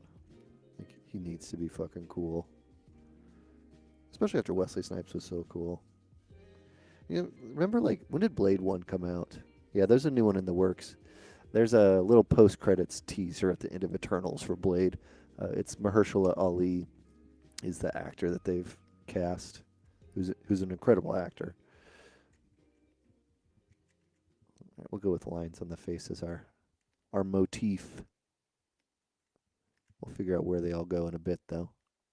Wasn't Blade like 20 years ago? Yeah, exactly. See, thank you, DH86. Wesley Snipes set the foundations for the MCU. I don't know if that's necessarily true if he set the foundations, but he was definitely somebody that said like a comic book movie didn't have to be super campy. Do we have Windows 10 Pro? I think I have a Windows 10 Pro, yeah. 1998, Blade 1 hit the screen. Holy crap. Y'all, it's 24 years ago.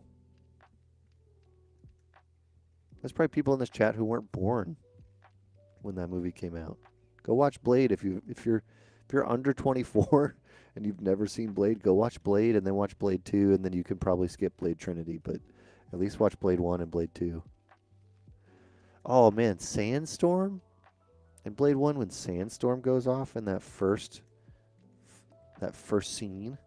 Oh, that was the most amazing scene I'd ever seen in my life.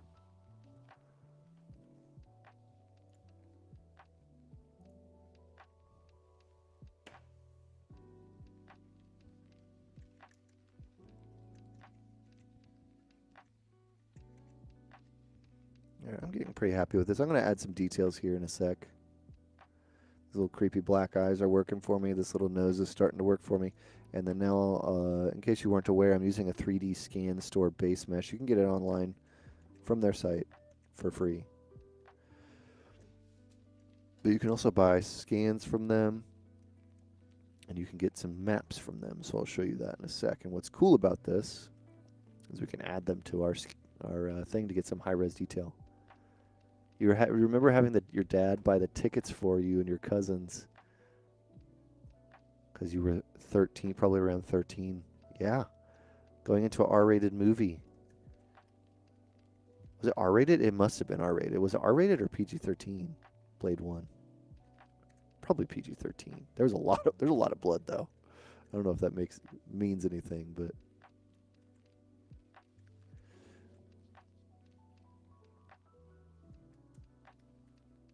it was R. See, an R-rated comic book movie. See, I think you could argue that Blade set the tone or the playing field more for Deadpool. Or movies like Dread set the movie. Or like Dread. Oh man, I like Dread. I haven't seen Dread in a long time.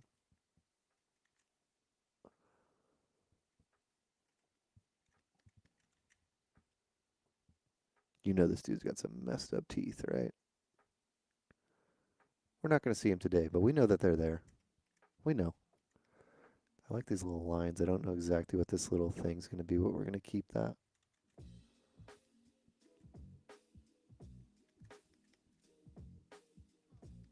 beauty spots.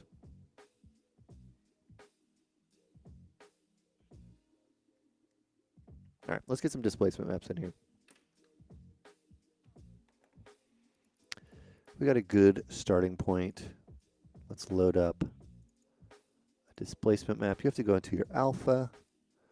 Let's do the old import button.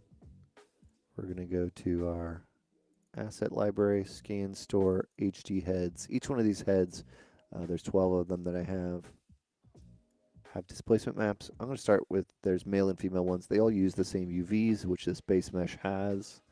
So I'm going to start with male 01 displacement. You'll see it's right here. You load it in here. I'm going to have to flip it.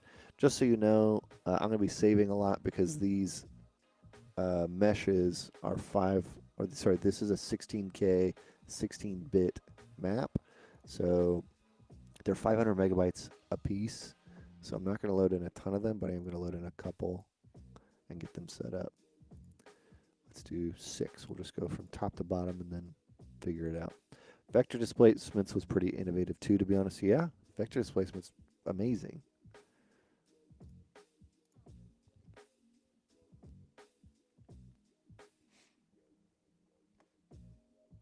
We'll do one more. We'll do import. Let's do 5. I don't want to take too long doing all of them.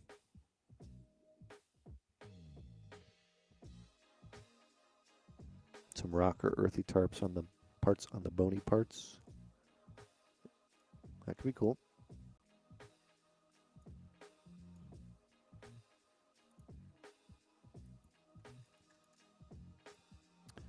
All right, I'm going to add another subdivision level, at least one. We're at 3 million. We're going to go to our layers. I'm going to put a layer on. I'm going to save as a new version. And then we'll go into our displacement map. First, you have to make a texture map. So I'm just going to create a blank one from Polypaint, which is nothing, seemingly. Or was it all black? Why was it black? New from masking. Okay, that's fine. Displacement map, we'll pick one of these alphas that we have. It's not going to really look like anything's doing anything because the intensity here is set to 0. You would think you want to put your intensity to 1, but if you do that, you will look like this. Then if you apply it, it'll look like this, which is not what you wanted, unless you wanted this. So typically the recommendation, at least from what they had, is 0.003, where you get this.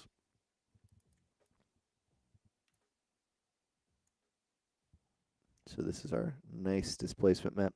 Now I can just leave it on as a texture, which is pretty cool. So I can come on over here. I actually like this one quite a bit. It's working pretty well with this. We can switch our other ones.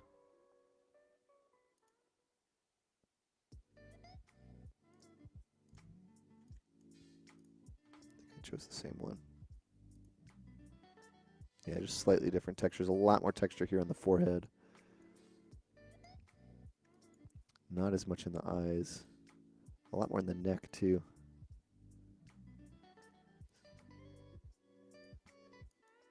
So far, that one's working for me. Oh, this is like an older one. There's some cool stuff in here, though. I'm going to say both of these. Like, look at this cool detail we're getting. Hell yeah. That's all from this displacement map that comes with the textures. It does have textures that come with it, too. So what I'm going to do is I'm going to have it on. Let's see what happens when I hit apply. So I'm going to apply to the base mesh, to the map. Apply. So that is what it looks like actually on the model. I'm into that. That looks pretty nice. I'm going to turn off my layer because that's what I saved it as. Now that means that displacement map is on one layer.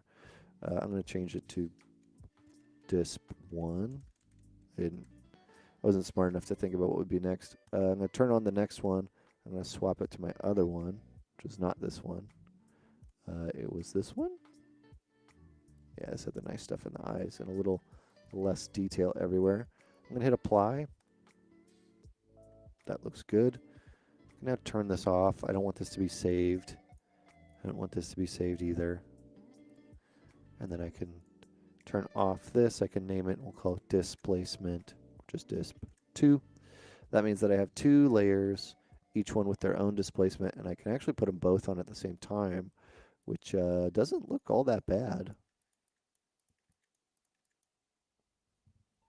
to be honest. And now we've got a really great start to finish this character off.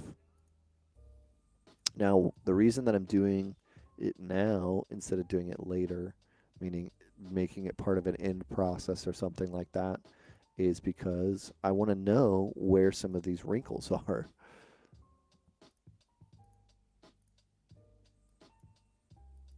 I like what's going on in here, though. And whatever I did with this nose is actually complementing pretty well with this.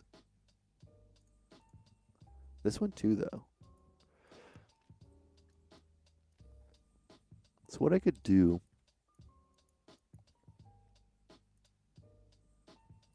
yeah, that you said demonic crown. For some reason, when you said demonic crown, I went straight to Darth Maul.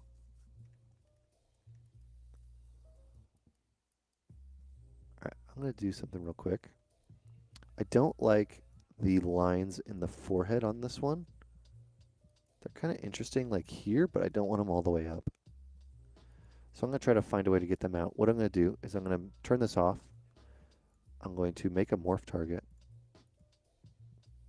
Apparently I already have one. I'm going to delete one and I'm going to store a new one. I'm going to make a new layer. I'm going to call this morphing. I'm going to record it. I'm going to turn this on. And I'm going to record while I'm on this layer. I'm going to use my morph brush. Let's see if this works. To remove the lines where I don't want them. I'm going to go full all the way here. I'm just going to see if there's anything I don't like. I don't love this line coming down. Is it on both sides? This is also asymmetrical, so I want to be kind of careful.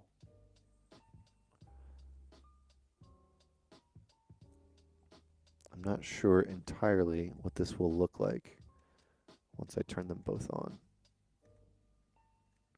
But let's try.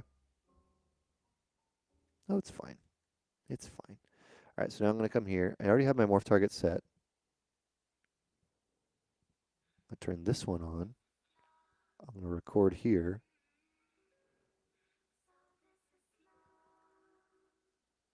I don't want these eye ones as much like this one down here. It's a little intense on this slider. Let's dial it down. Just like push it back. I still want it, but I don't want it as intense as it is. I like the other ones more.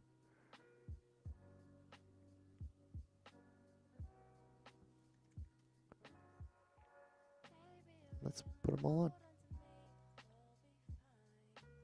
Definitely kind of intense. The nice thing is I can dial these all back. I can just push them back. But now what I'm going to do is I'm going to go and I'm going to make a new layer and I'm going to call this Sculpting. The reason I am making a new layer is because I have to sculpt.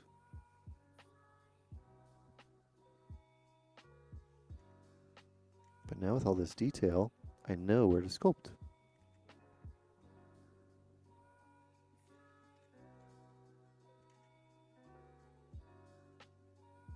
Oh, I'm sculpting with the alpha. It's like, that doesn't feel like the brush I want. Apparently I overrid my damn standard alpha.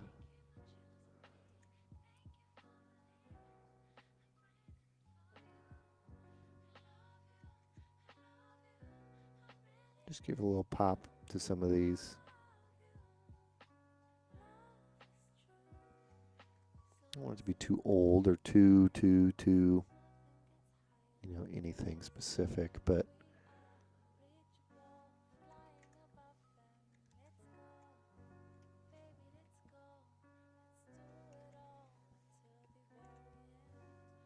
this one, I feel like I could get rid of that line. That feels a little weird. So I'm going to undo this, undo this, undo this. Figure out where that's coming from. It's coming from here. Turn that on. Turn on my morph.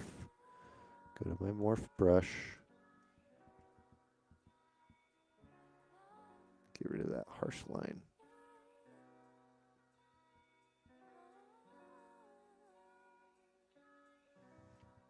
Turn this on. Turn this on. Record.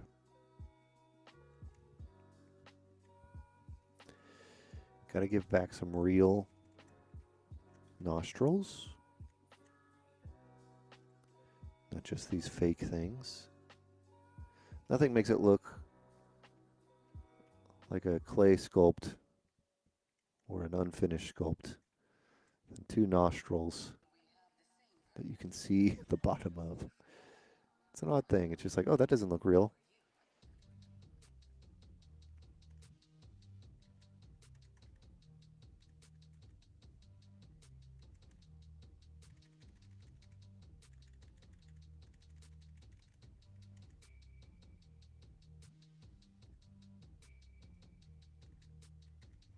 But now in here we get some nice little details.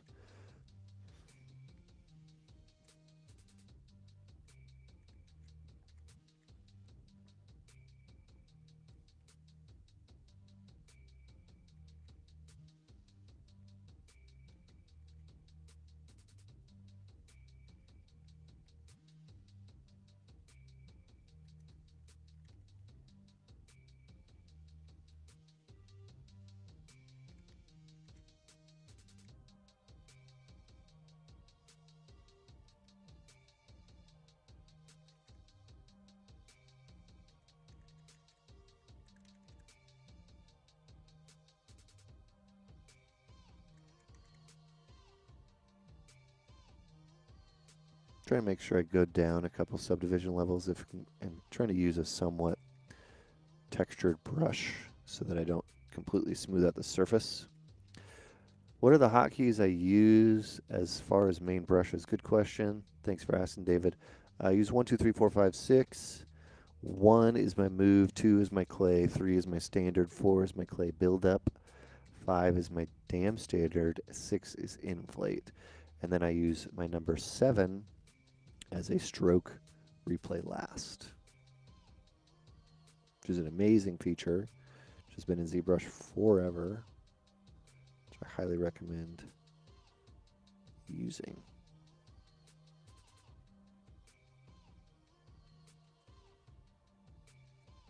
By default now it's set up as hotkey 1 on your keyboard. But you can change it to 7 pretty easily. I find that it gets it out of the way.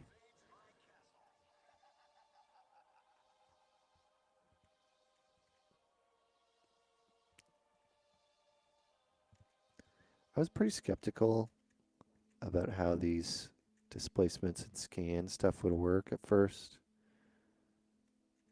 But it didn't take long to sell me. I'm in. I'm full in on it at this point.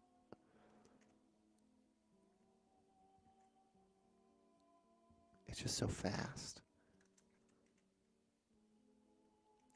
I know that if I spent the time, I could probably sculpt it, but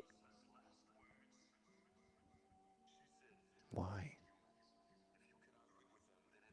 Unless it's like an exercise, unless it's like sculpt it. You know, sometimes you sculpt a character out of a sphere. Why? Why would you sculpt a humanoid character with 2 arms, 2 legs, 10 fingers, 10 toes? Why would you sculpt that out of a sphere? Because you wanted to. Fair enough.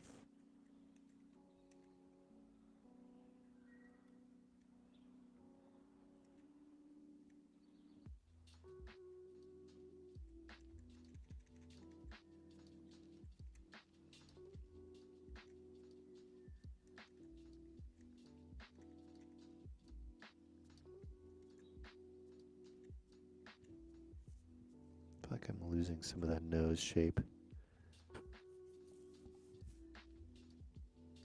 Whatever I did in there, I don't like. Sometimes you limit yourself with a base mesh. That's a good call. That is absolutely a good call.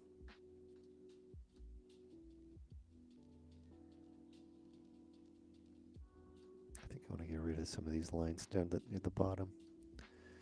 All right, so let's take this off, take this off, take this off, take this off. This one? Huh? Is it that one or this one? This one. Morph brush. BMG is the hotkey for morph brush. BMG. So let's get rid of that. Make sure symmetry is off.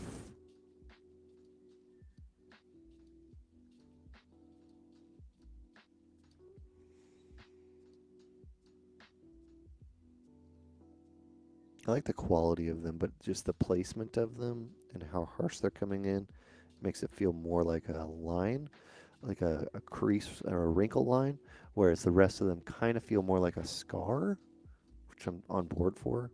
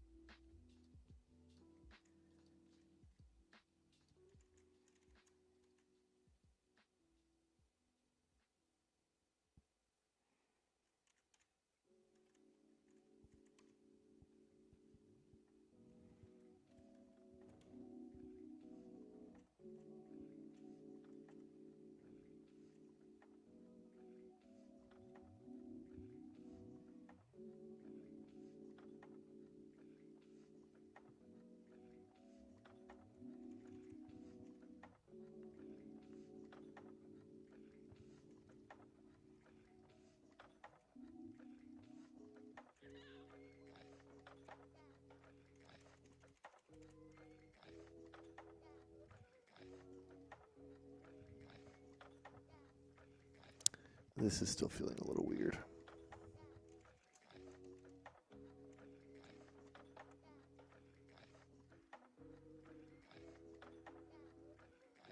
The nose in general still feels a little odd to me.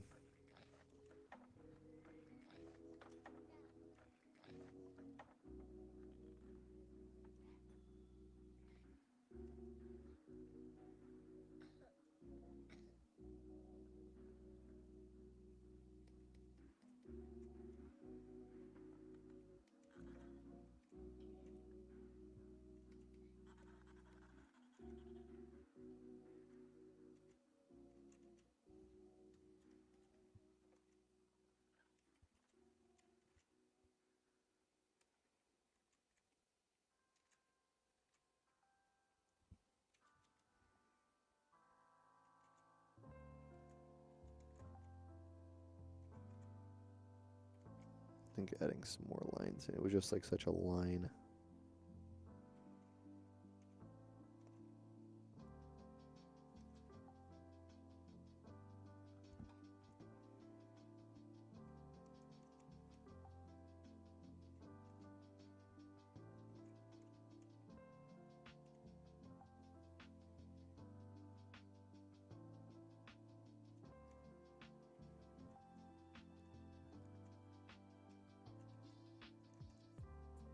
Well, welcome back, Lee. Goodbye.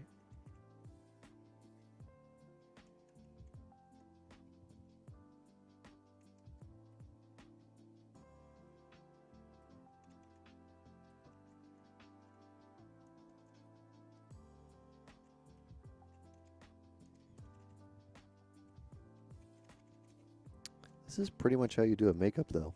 If you had a scan of somebody for real, you could easily do makeup effects like this. Design prosthetics.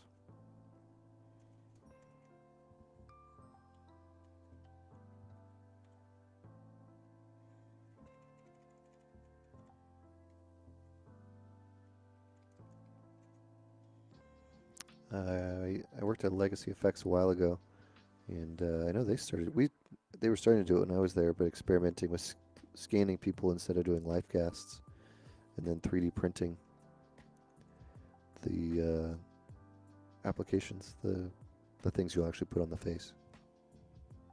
I'm sure by now they've probably gotten into it and perfected it.